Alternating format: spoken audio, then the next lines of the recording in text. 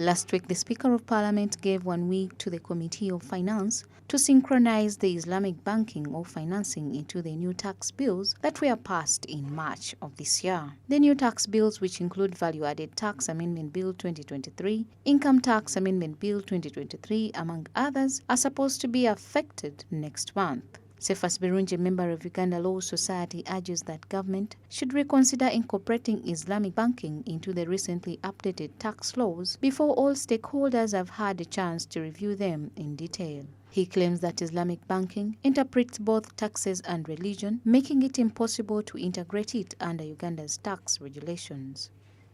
The whole idea that in Sharia law you are not imposing interest. Financial institutions are basically earning interest.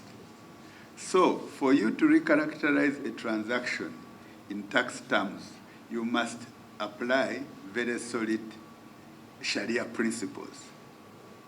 So you see a likely appeal system which is actually going beyond tax, almost to religion. I think in this parliament you have had challenges of implementing Sharia law as law per domestic law, family law. Now you are going to have this extended into taxation.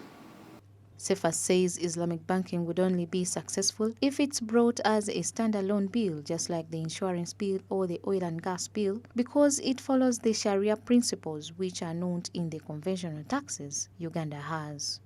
My proposal is that you have accepted the principles of Islamic banking and are ready, maybe the country is ready to take them on, have a regime, but 3 things according to me.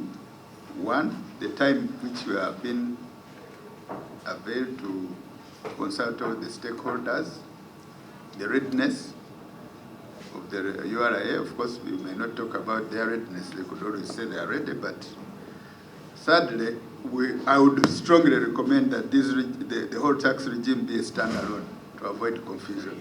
So even if these amendments were accepted in principle, generally, the law should be a separate regime.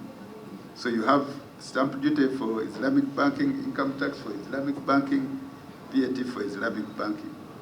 The chairperson of the committee, on the other hand, has informed the witness that the economy needs money, and as a committee they need a middle ground because they have to present the amendments to Parliament tomorrow and time is of the essence. Remember, this is juxtaposed with the fact that the economy needs refinancing with reasonable finance cost, money cost.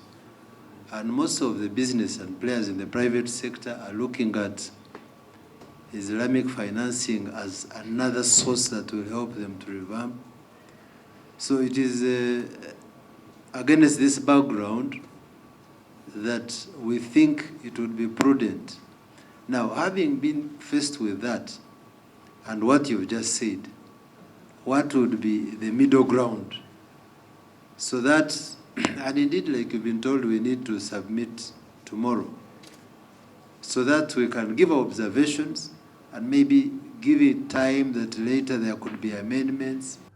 Legislators contend that despite the benefits of Islamic banking for the nation, more time must be provided to all stakeholders to thoroughly comprehend it, and the committee was not given enough time to produce a more thorough report. Thank you, Chair. Mr.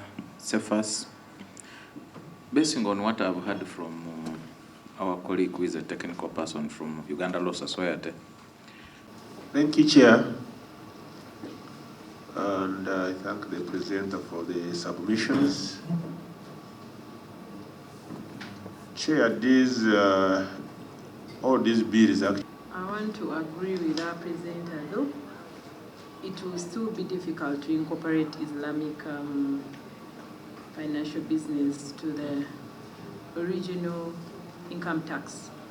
I think in a way, we'll have to separate these things because the principle within financial Islamic business is interest, whereby these two people share. Because in a way, you see, when I read Islamic banking, the interest is not visible. The committee is expected to table a report on the above tax amendments tomorrow, but questions around whether the tax reforms are possible to facilitate the Islamic financing are still on every Ugandan's mind. Sam Lanifa, SMART24 TV, Business Today.